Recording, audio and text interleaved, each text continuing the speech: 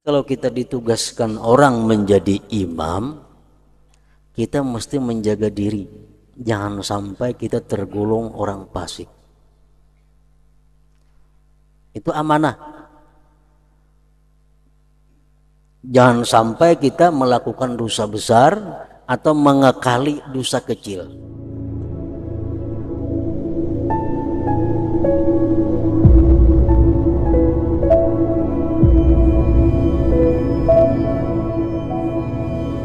Bismillahirrahmanirrahim. Alhamdulillahirabbil alamin wassalatu wassalam ala asyrafil anbiya wal mursalin sayyidina maulana Muhammadin wa ala alihi wa sahbihi ajma'in. Qala al-musannif al-imam hujjatul Islam Abu Hamid al-Ghazali rahimahullah wa nafa'ana bi ulumihi fid dharain. Ar-rabi'atu an ya umma mukhlishan lillah azza wa jalla wa muaddiyan amanatullahi ta'ala bi taharatihi wa jami'i syuruti salatihi.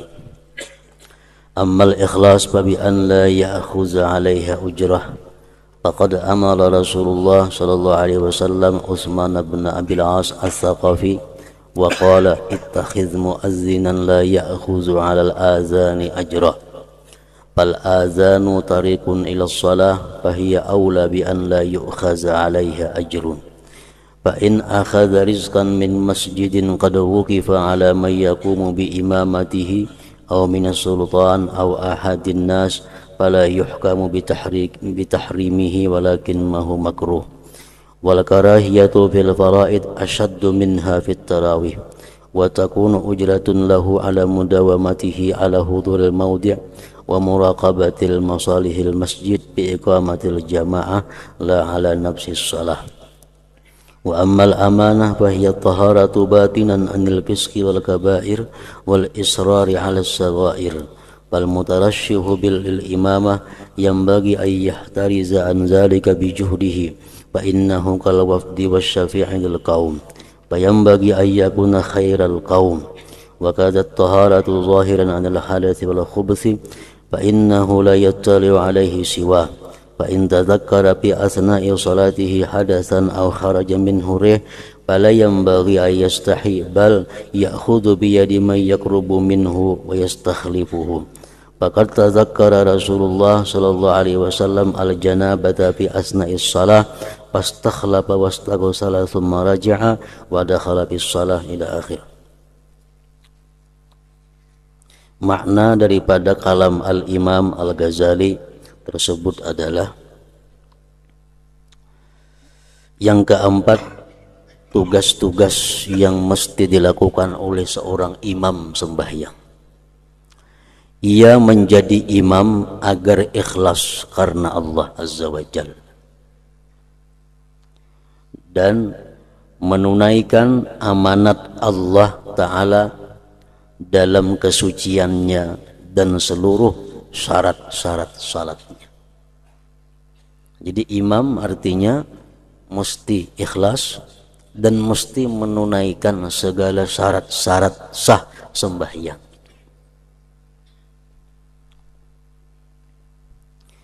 Adapun ikhlas yang dimaksud itu adalah maka dengan tidak mengambil upah atasnya.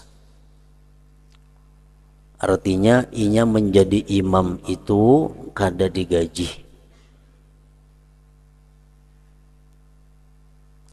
Rasulullah sallallahu alaihi wasallam telah memerintahkan kepada Utsman bin Abil As Ats-Tsaqafi.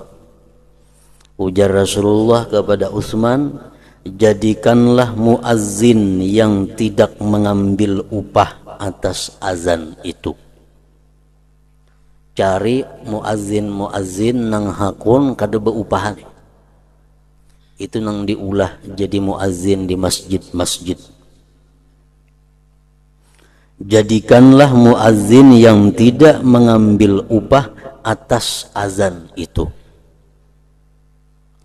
Azan adalah jalan kepada salat. Maka salat itu lebih utama untuk tidak diambil upah atasnya. Muazzin saja kada diberiakan Nabi mengambil upah atas banknya, atas azannya itu. Sedangkan azan itu hanya pengumuman untuk sembahyang, apalagi sembahyangnya. Maka salat itu lebih utama untuk tidak diambil upah atasnya. Apabila seorang muazzin itu melaksanakan tugasnya atau si imam itu melaksanakan tugasnya karena upah itu, maka dengarannya kada ikhlas. Jika ia mengambil upah dari masjid yang telah diwakafkan untuk orang yang melaksanakan sebagai imamnya, umpamanya masjidnya ada berisi usaha, masjid ada mempunyai usaha-usaha yang mana keuntungannya dibagi untuk kaum, untuk muazzin, untuk khatib, untuk imam.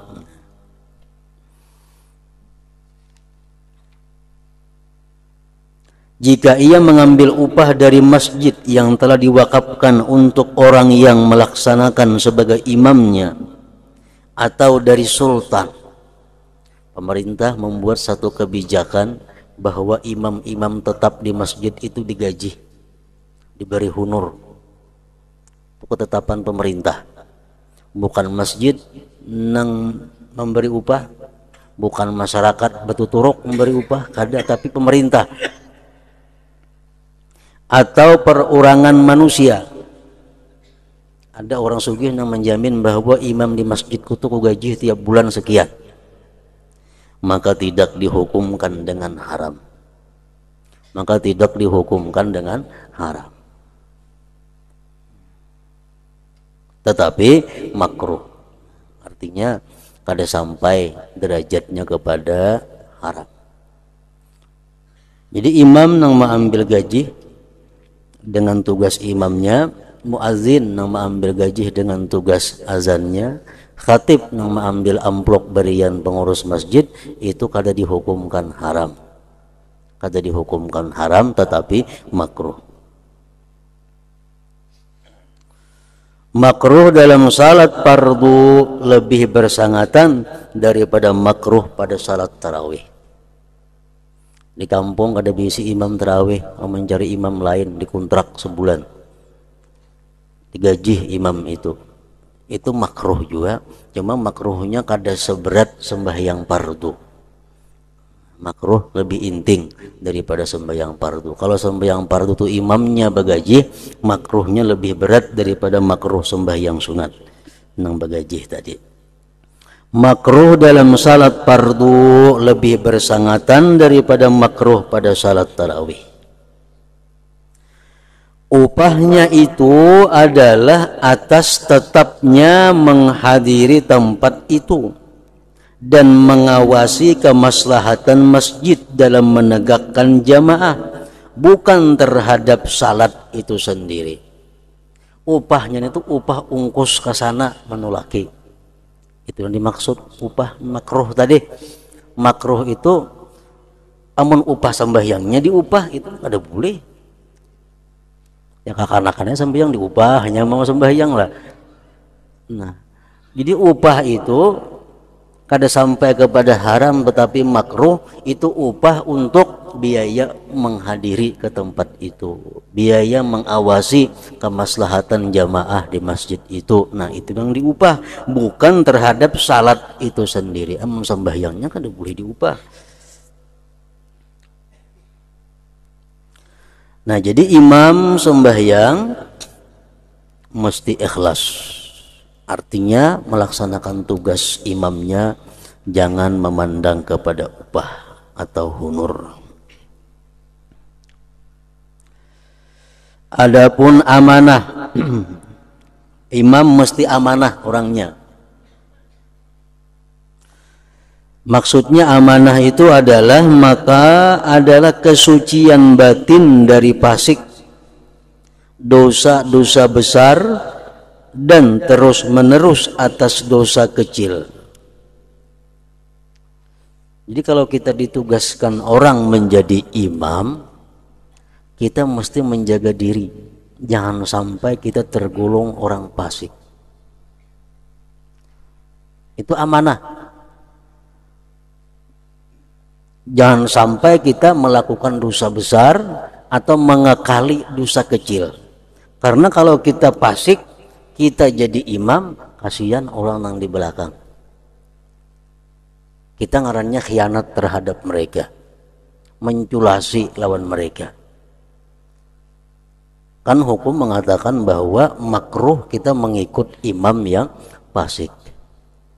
Makruh sembahyang mengikut imam bila imamnya itu orangnya fasik. Fasik itu artinya adalah melakukan satu dosa besar yang dia belum tobat, atau seringkali melakukan dosa kecil tanpa diiringi tobat.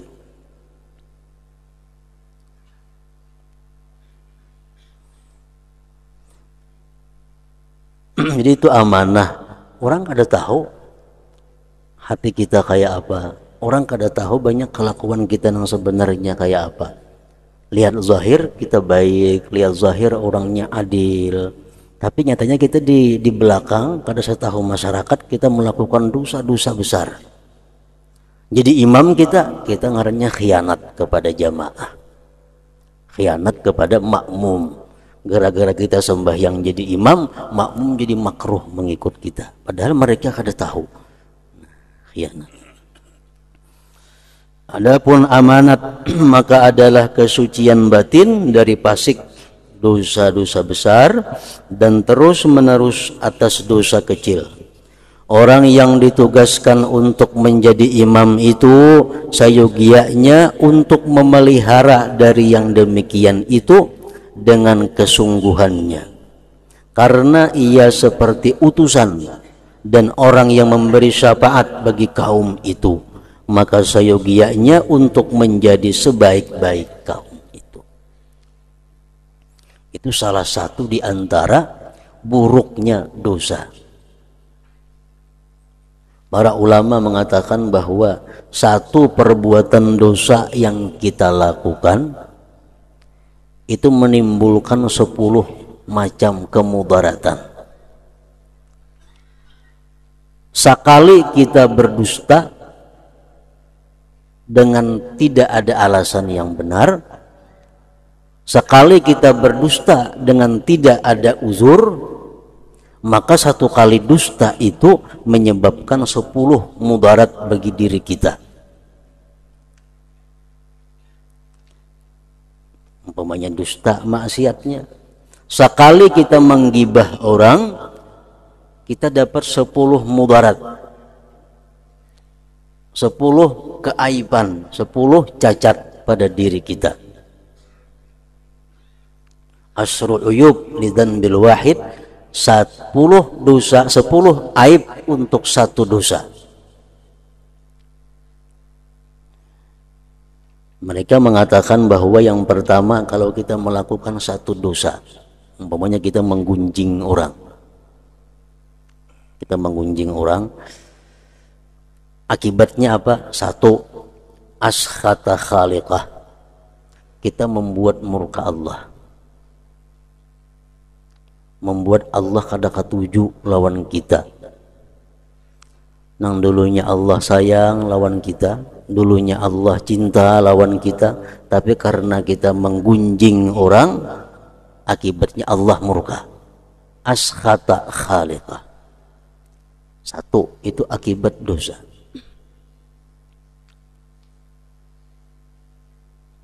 Yang kedua, farraha aduwallah, kita membuat gembira musuh Allah, iblis.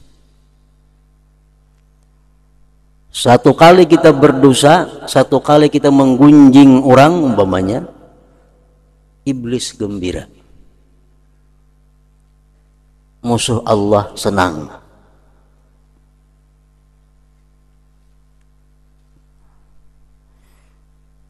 Yang ketiga, akibat sebuting dosa, taba'uduhu minal jannah, semakin jauh dia dari surga. Asalnya surga lawan kita sakilan, gara-gara kita berbuat satu dosa jadi sadapa, berjauh kita daripada surga. Yang keempat, qurbuhu min jahannam, paraknya kita daripada neraka. Asalnya lawan neraka sadapa, gara-gara kita berbuat satu dosa jadi beparak sakilan.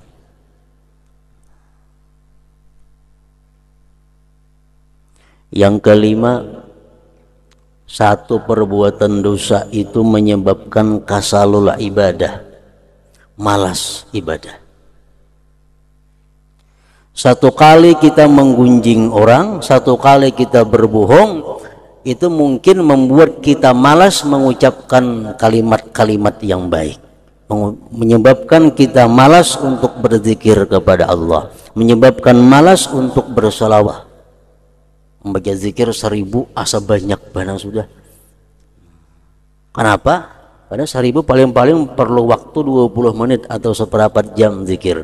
Tapi kita asa banyak bana 1000 itu malas. Kenapa? Karena mungkin ada dosa-dosa di mulut kita yang belum kita tobat daripadanya. Nah, satu dosa membuat malas beribadah. Yang keenam, tabauduhu min malaikatir rahmah, jauhnya dia daripada malaikat rahmat. Orang-orang yang menggunjing orang-orang yang berdusta, itu sebenarnya mulutnya mengeluarkan bau yang sangat busuk, sehingga malaikat rahmah berjauh daripadanya.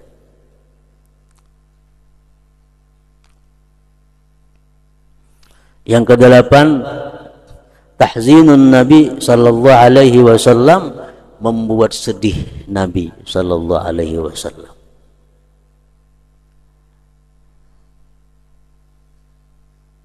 Setiap Senin dan Kamis ada hadis yang mengatakan bahwa setiap Senin dan Kamis amal perbuatan umat Nabi Muhammad ini ditampayakan lawan Nabi kita.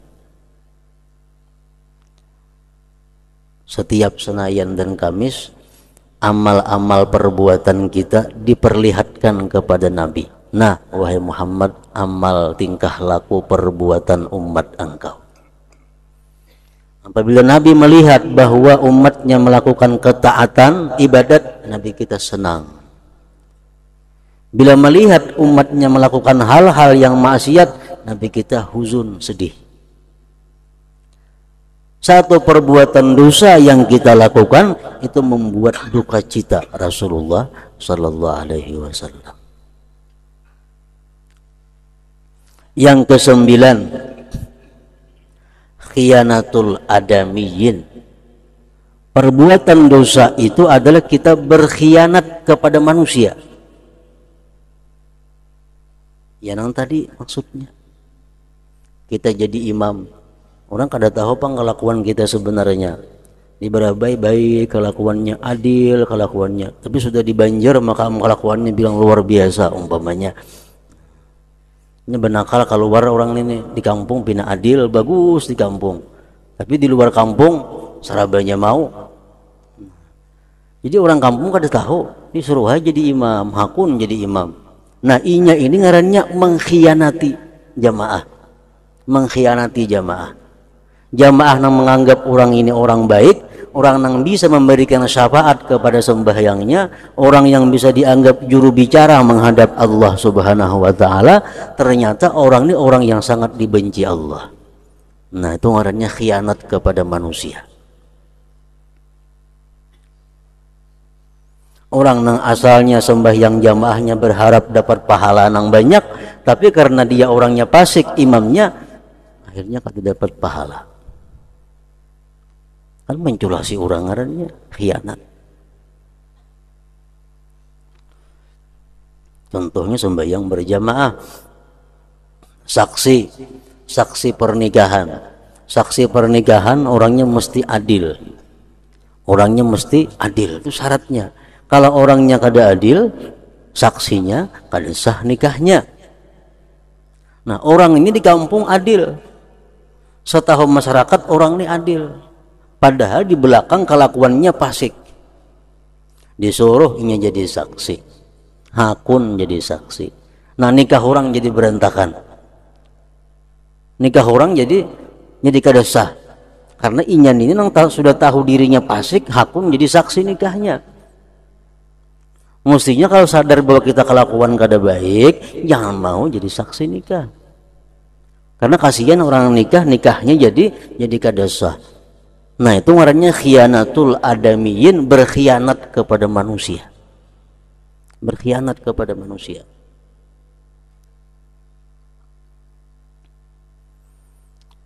Yang ke-10, khianatu jami'il khalaik.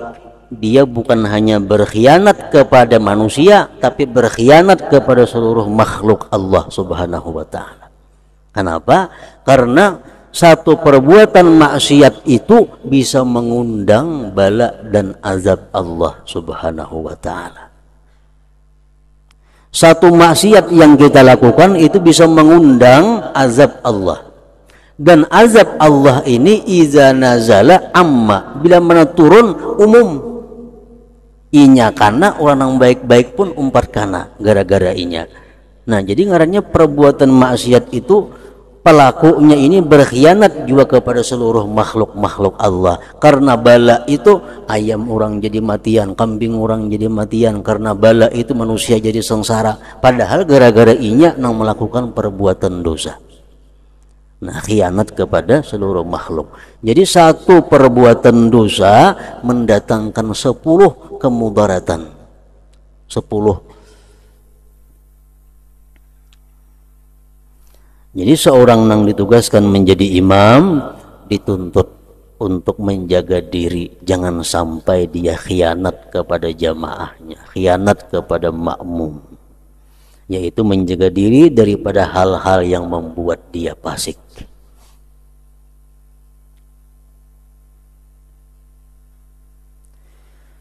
Demikian juga suci zahirnya dari hadas dan kotoran.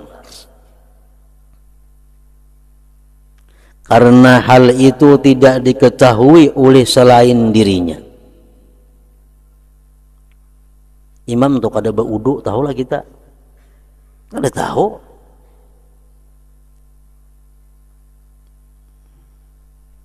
Imam di awaknya ada najis, kita kada tahu.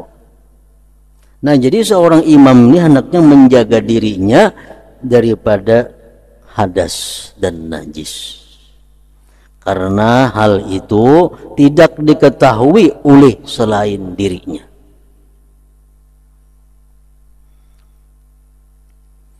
Jadi apabila imam ini mempunyai najis di dalam awaknya,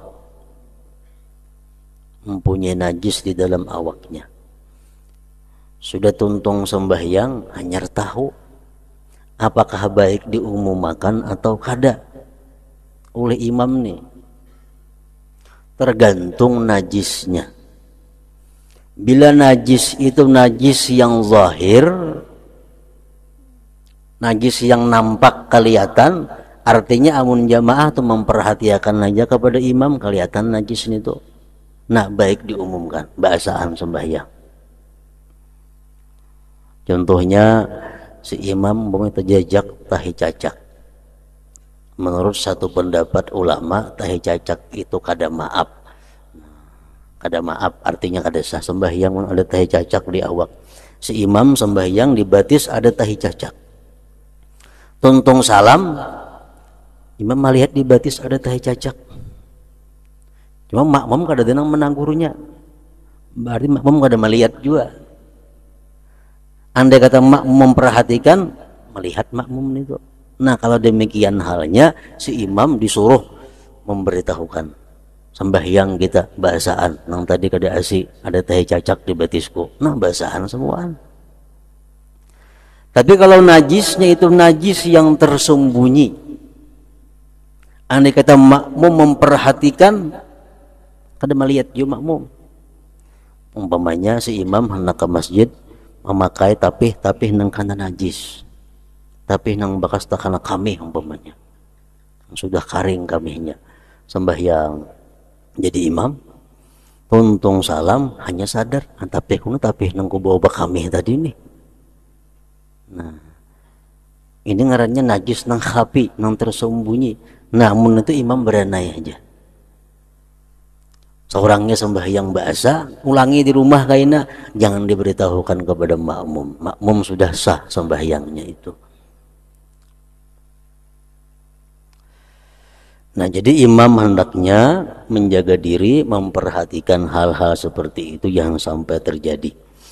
Demikian juga suci zahirnya dari hadas dan kotoran karena hal itu tidak diketahui oleh selain dirinya. Jika di tengah-tengah salatnya ia ingat hadas atau angin keluar daripadanya, maka tidak sayogianya ia malu, tetapi ia memegang tangan orang yang dekat daripadanya dan ia minta untuk menggantikannya. Rahatan sudah takbir, Allahu Akbar jadi imam, hanya ingat, aku tadi kada berwudu lagi nih. Imam diingat pada tadi kada berwudu. Atau batal rahatan sembahyang, imam jangan malu-malu beampih. Beampih sembahyang tarik nang di muka suruh mengganti jadi imam. Dilihat coba nang ditarik nih orangnya nang bisa mengganti, jangan sembarang tarik. Tarik nang anggaran bisa mengganti jadi imam.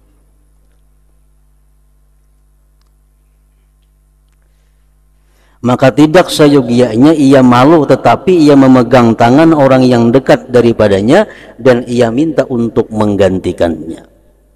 Najis kayak itu juga para tentang sembahyang ingat, nah tapi nang benajis tadi nah nunggu pakai sembahyang batal. Amunnya kau macul tapi nya menjawab suluk misalnya sembahyangnya imam selawar panjang, selawar katuk. Betape ingat, nah tapi najisnya pacol tapi bakatok lagi sembahyang jadi imam ada apa itu. Amun kau macul tapi itu, tapi jangan lambat segera memaculnya itu.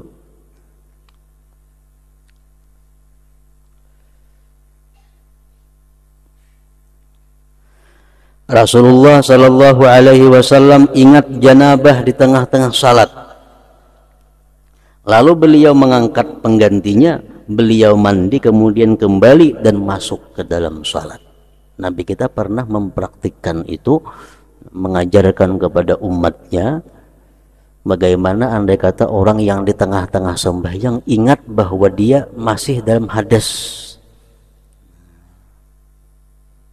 Nabi kita pernah mengalami batal sidin sembahyang, batal sidin cari orang lain yang menggantikan, sidin bersuci lalu kembali sembahyang. Sufyan berkata, salatlah di belakang setiap orang yang baik atau orang yang berbuat dosa. Di mazhab Sufyan Tsauri, sembahyanglah engkau di belakang orang yang adil atau di belakang orang yang fasik, kada jadi masalah.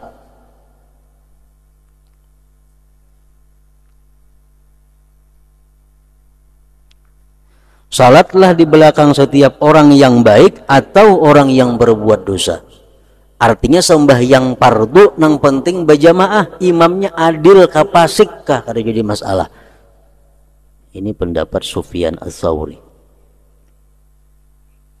Kecuali orang yang selalu minum khamar, nah imamnya ketujuh minum arak kada kau diikuti,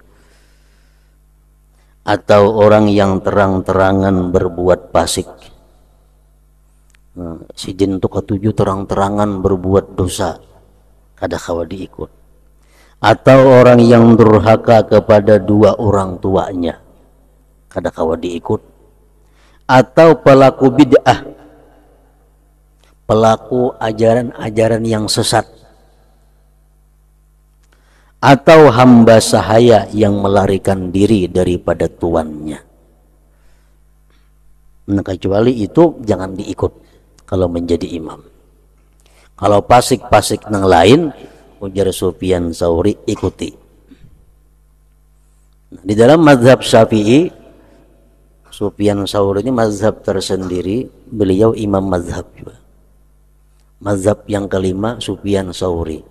Ada mazhab Hanafi, mazhab Maliki, mazhab Syafi'i, mazhab Hambali, mazhab Sufyan Ats-Tsauri. Dalam Ihya Ulumuddinnya ada 5 mazhab itu disebutkan. Nah, kalau mazhab Syafi'i ada terbagi 2 kelompok ulama pendapat. Kalau imam itu fasik kayak apa? Ada pendapat yang mengatakan lebih baik sembahyang mengikut orang fasik daripada sembahyang fardu saurangan. Sembahyang fardu saurangan di rumah, ke masjid imamnya fasik, lebih baik berjamaah walaupun imamnya fasik daripada sembahyang saurangan. Ini pendapat yang kuat. Ada pendapat lagi mengatakan bahwa lebih baik sembahyang saurangan daripada berimam kalau imamnya itu fasik. Yang pertama tadi yang bagus diikuti. Lebih baik kita sembahyang mengikut orang fasik daripada sembahyang sendirian.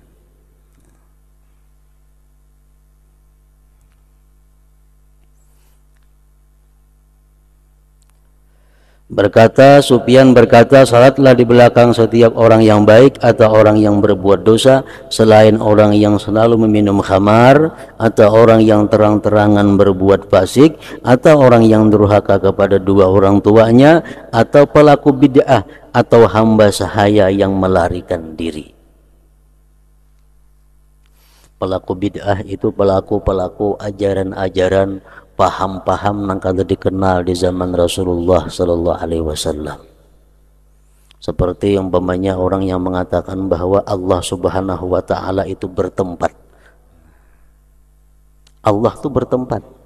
Nah, ini orang penganut ajaran sesat. Tapi sesatnya kada sampai kepada kafir.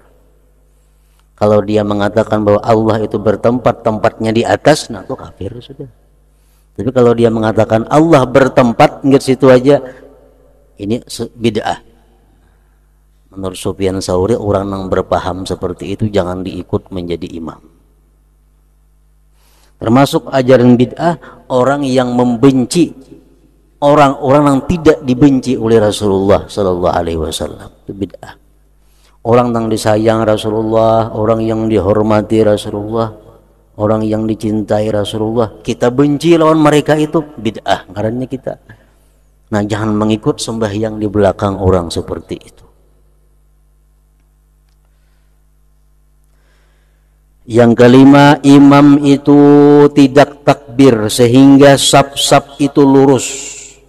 Maka hendaklah ia berpaling ke kanan dan kiri. Jika ia melihat celah, maka ia perintahkan untuk disamakan diisi. Mereka dikatakan mereka setantang dengan bahu, sejajar dengan bahu, dan saling berhimpitan dengan mata kaki. Dan ia tidak bertakbir sehingga muazzin itu selesai dari iqamah, dari qamat. Muazzin itu mengakhirkan iqamat dari azan dengan perkiraan persiapan manusia dalam salat. Jadi mestinya orang nang qamat ini jangan memandang nang dilanggar, memandang secara umum. Dilanggar sudah penetuntungan sembahyang sunat, kalau qamat, nah jangan kada mesti bujur. Nabi kadang mengajarkan macam itu. Nabi kita bahwa mengatakan orang yang azan itu hendaklah memandang kepada keadaan umum. Dalam hadisnya, liyatamah halil muazzin bainal azan wal iqamah biqadri ma yafrughul akil min ta'amihi wal mu'tasir min i'tisarihi. Artinya hendaklah muazzin itu perlahan-lahan antara azan dan iqamah, dengan kadar orang yang makan itu selesai dari makannya dan orang yang menguras, maksudnya air kecil atau air besar, selesai dari kurasan. Jadi kira-kira sudah orang nang perhatian makan dari tuntung, sudah makannya, orang dalam jamban sudah biris urusannya, nah hanyar kamat. Demikian itu karena beliau Rasulullah melarang dari menahan 2 kotoran, kencing dan berak, dan beliau menyuruh untuk mendahulukan makan malam atas salat isya karena menuntut lapangnya hati.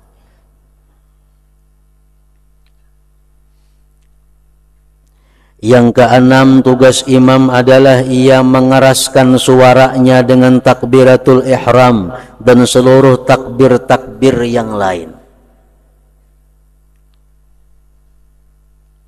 Dan makmum tidak mengeraskan suaranya kecuali sekadar apa yang mendengarkan kepada dirinya. Makmum cukup segan seorang mendengar. Imam mesti nyaring takbiratul ihram, takbir intiqal dan lain-lainnya. Dan imam berniat menjadi imam agar ia memperoleh keutamaan. Imam supaya dapat pahala jamaah nang 27 mesti berniat menjadi imam. Jika si imam tidak berniat, maka salatnya sah dan salat kaum apabila mereka berniat makmum dan mereka memperoleh keutamaan makmum, sedangkan imam tidak memperoleh keutamaan imam. Imam pamannya kada berniat jadi imam. Usalli pada zuhur, Allahu Akbar. Imam kada berniat jadi imam, sedangkan nang di belakang orang berniat jadi makmum inya. Nah, makmum nang di belakang sempurna dapat 27. Imam kada dapat, kenapa? Karena inya kada berniat jadi imam.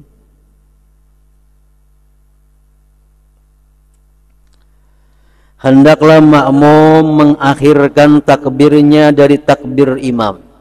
Kada sah takbiratul ihram baimbai makmum lawan imam. Jadi takbiratul ihram itu mesti bar dulu imam, hanyar makmum Allah. Nah, kada boleh beriringan apalagi berdahulu. Jadi makmum mesti mengakhirkan takbirnya dari takbir imam. Nah, kecuali dalam keadaan tertentu itu dibolehkan makmum berdahulu takbir daripada imam. Contohnya si imam Allahu Akbar, makmum di belakang Allahu Akbar juga. Kalau si imam ini ragu-ragu, niatku tadi pas kada, niat tadi pas kada, ampun kone, imam ini ragu-ragu. Nah, imam disuruh takbir biasa, begimit saja sampai di belakang jangan tahu. Allah bahasa apa? Nah, itu sah sembahyangnya. Jangan benyarin kena batal semuaan di belakang supaya seorang aja mendengar. Nah, itu macam itu. Jadi ada takbir ihram nang berdahulu makmum daripada imam, ya macam itu.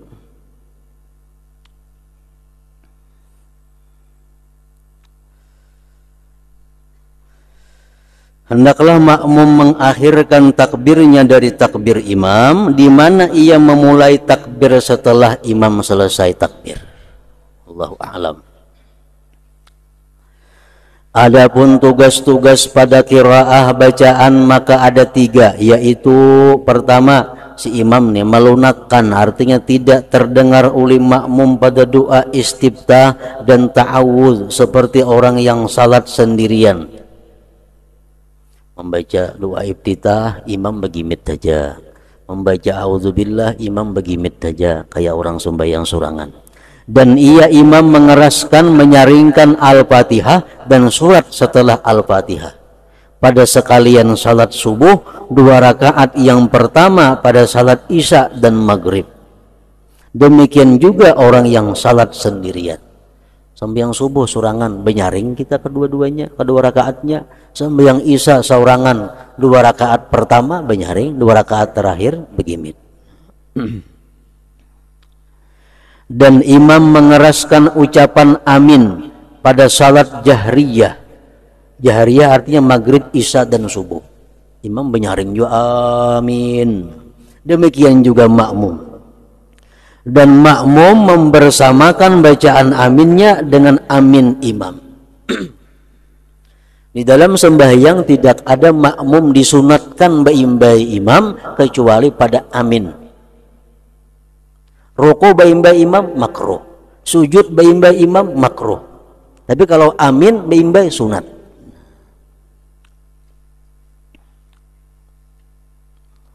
Dan imam mengeraskan ucapan amin pada salat jahriyah, maghrib, isya dan subuh. Demikian juga makmum.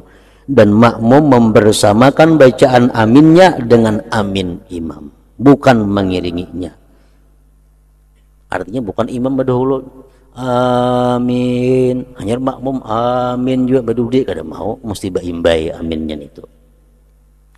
Dan imam disunatkan mengeraskan bacaan bismillahirrahmanirrahim. Mazhab Syafi'i jam itu. A'udzubillahi minasyaitonirrajim bagi mit. Bismillah benyaring. Fatihah benyaring juga dalam sembahyang yang benyaring.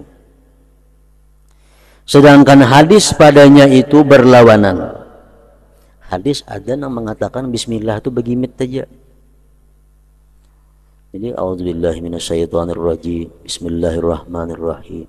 Alhamdulillahirabbil alamin. Nah, alhamdulillahnya benyaring. Itu ada hadis macam itu. Ada juga hadis yang mengatakan benyaring kedua-duanya, mulai bismillah benyaring sampai seterusnya. Dan Al-Imam Syafi'i radhiyallahu anhu memilih pengerasan basmalah itu. Mazhab kita memilih bismillahnya benyaring juga sampai Fatihahnya.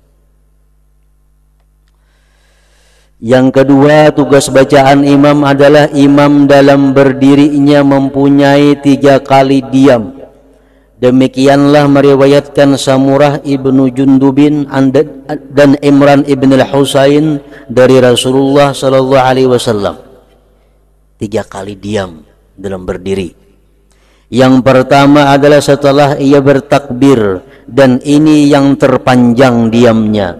Sekira-kira orang yang di belakangnya makmum itu membaca Fatihatul Kitab, dan itu adalah waktu imam membaca doa iftitah.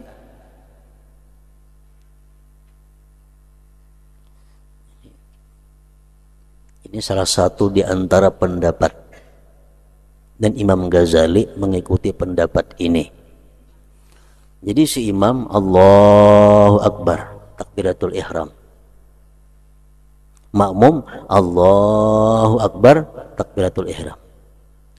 Nah, si imam membaca iftitah. Makmum membaca Fatihah. Makmum membaca Fatihah. Nah, sehingga karena begitu imam sudah memulai baca Fatihah, makmum sudah habis Fatihah. Imam mulai Fatihah, makmum sudah habis Fatihahnya. Sehingga si makmum ini mendengarkan bacaan imam, mendengarkan Quran bacaan imam. Karena kan dalam Quran disebut wa iza quri'al Quran fastami'ulah, bila dibacakan Quran dengarkan. Imam Ghazali macam itu sih din. Jadi makmum begitu Allahu Akbar baca Fatihah dulu. Imam rahatan membaca iftitah, makmum membaca Fatihah. Tuntung kita Fatihah, imam tuntung iftitah, imam mulai bismillahirrahmanirrahim, alhamdulillah, kita makmum mendengarkan bacaan imam. Nah, itu. Ada juga pendapat ulama yang mutaakhirin pendapatnya bahwa imam takbiratul ihram, makmum takbiratul ihram sama-sama membaca iftitah. Sama-sama membaca iftitah. Tuntung baca iftitah, imam baca Fatihah. Imam baca Fatihah, makmum mendengarkan. Tuntung si imam baca Fatihah, imam disuruh beranai. Jangan langsung baca surah. Imam suruh beranai sakadar makmum sawat membaca Fatihah dalam beranai itu. Nah, dikira-kira makmum ini sudah tuntung baca Fatihah, hanya imam baca surah. Nah, itu yang tak pakai di tempat kita ini. Itu kebanyakan berlaku. Macam ini jarang, macam di kitab nih.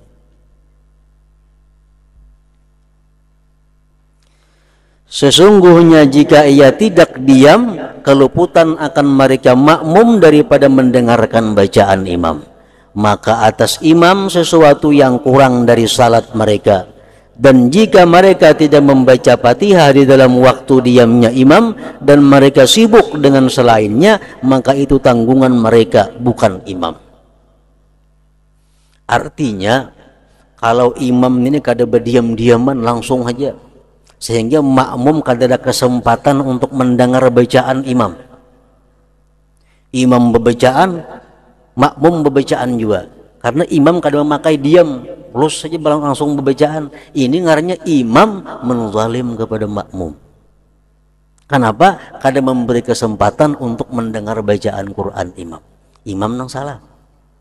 Tapi kalau imam sudah beranai, makmum kadang menggunakan waktu beranai itu untuk membaca Fatihah, salah makmum. Makmum nang salah ngarannya. Nah, diam imam, Allahu Akbar, takbiratul ihram, imam diam. Maksudnya diam bukan beranai, imam baca dua iftitah, makmum baca Fatihah. Ini menurut Imam Ghazali macam itu. Sehingga imam tuntung membaca iftitah, makmum tuntung membaca Fatihah, hanya imam mulai Fatihah. Sehingga makmum bisa mendengarkan Fatihahnya imam. Diam yang kedua adalah apabila si imam selesai dari Fatihah. Agar orang yang membaca Al-Fatihah pada diam yang pertama itu menyempurnakan Fatihahnya. Diam ini seperti separuh diam yang pertama. Diam nang kedua imam kada terlalu lawas.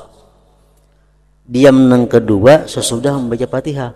Waladhdallin, amin. Imam berdiam, jangan langsung baca surah. Diam ini untuk apa? Untuk memberikan kesempatan kepada makmum-makmum nang tadi kada tuntung bacaan Fatihahnya, di sini menuntung akan Fatihah. Ini diamnya kada terlalu lawas, separuh lagi daripada lawas nang pertama tadi. Nah, jadi menurut Imam Ghazali cara sembahyang ini adalah Allahu Akbar, kita jadi imam baca iftitah, rakaat pertama nih baca iftitah, makmum baca Fatihah. Misalnya makmum baca Fatihah hanya ingat Maliki Yaumiddin, ya makmum. Imam sudah Bismillahirrahmanirrahim, Alhamdulillahirabbil alamin. Makmum diam. Stop, ingat Maliki Yaumiddin. Nang rakaat sidin baca Fatihah. Tuntung kena amin, imam diam. Makmum menguntungkan Fatihahnya menyambung tadi. Nah, kayak itu menurut Imam Ghazali ini. Diam yang ketiga adalah apabila ia selesai dari surat sebelum rukuk. Lakum dinukum waliyadin. Berdiam dulu imam satu mat. Dan ini adalah yang paling ringan, sebentar diamnya. Diam sekedar apa yang memisahkan bacaan dari takbir. Karena sungguh dilarang dari menyambung padanya. Lakum dinukum waliyadin. Allahu Akbar. Nah, itu dilarang. Ini lakum dinukum waliyadin. Memandak sanapas barang dulu, hanya Allahu Akbar ruku. Dan makmum di belakang imam tidak membaca selain Fatihah. Selain Fatihah. Jika imam tidak diam, Fatihah yang dibaca, maka makmum membaca Fatihah Alkitab, Fatihah, dan yang taksir kurang adalah imam. Jika makmum tidak mendengar pada salat jahriyah karena jauhnya atau di dalam salat sirriyah zuhur dan asar, maka tidak mengapa membaca surah. Sembahyang zuhur misalnya, makmum sudah waladhdallin, imam belum juga lagi ruku. Makmum waladhdallin sudah, imam belum ruku. Beranaiga makmum membaca surah kah? Baik membaca surah. Seapa ta'ulihi bila imam ruku. Itu untuk rakaat yang pertama dan kedua. Ketiga keempat kada usah lagi itu. Karena kada disuruh bersurah rakaat keempat ketiga itu. Yang disuruh bersurah ini rakaat pertama dan kedua. Sembahyang maghrib kah, isya kah, subuh kah, kita misal jauh daripada imam, kada mendengar bacaan imam, kadang-kadang ngaran bacaan imam. Untung sudah kita membaca Fatihah, imam belum ruku, jangan beranai kita sambung Quran nang apa kan nang bisa. Supaya jangan ada berdiam beranai dalam sembahyang. Tapi kalau kita mendengar bacaan imam, nah kada boleh.